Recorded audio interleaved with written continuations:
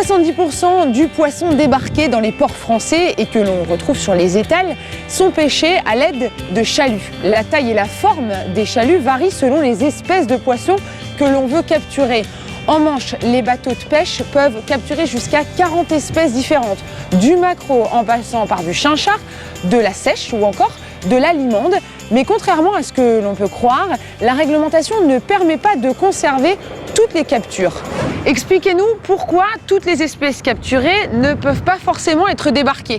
Alors 3 raisons principales à cela. Une première raison qui est d'ordre réglementaire, les pêcheurs sont encadrés par des quotas, des compositions de capture, donc tout ce qui ne rentre pas dans ce cadre doit être rejeté à la mer. Une deuxième raison qui est une raison économique, toutes les espèces capturées ne sont pas commercialisables, ne sont pas acceptées ou désirées par le consommateur. Tout à fait. Et une troisième raison à cela qui est la sélectivité des engins de pêche. Certains des poissons capturés sont trop petits et donc doivent être rejetés par les pêcheurs. Voilà pourquoi les professionnels s'efforcent d'améliorer toujours plus leurs outils de travail. L'objectif, c'est de pouvoir sélectionner des gabarits de taille bien précise. Qui plus est, à partir de 2016, l'Union européenne veut interdire progressivement aux pêcheurs de rejeter les espèces sous quota.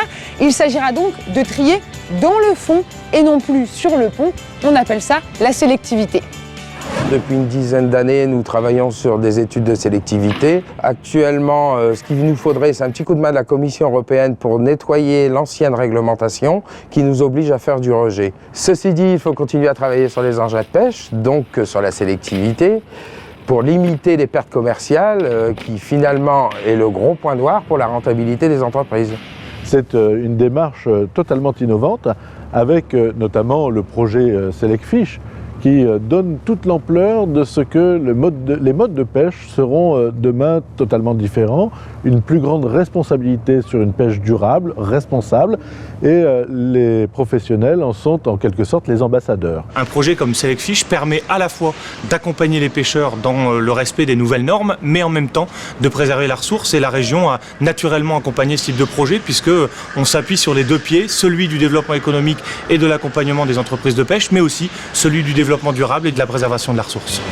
La sélectivité n'est pas chose facile, voilà pourquoi les artisans pêcheurs ont fait appel à l'expertise et au savoir-faire technologique de l'IFREMER, l'Institut français de recherche pour l'exploitation de la mer.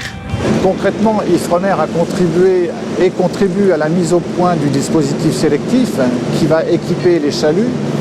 Et donc nous travaillons avec 2 bateaux qui travaillent simultanément, l'un équipé du chalut classique et l'autre équipé du dispositif sélectif.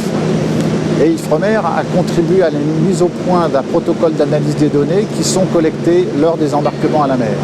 Sachant que les dispositifs testés tiennent compte du comportement du poisson, puisque c'est un élément déterminant dans la capture ou l'échappement des poissons.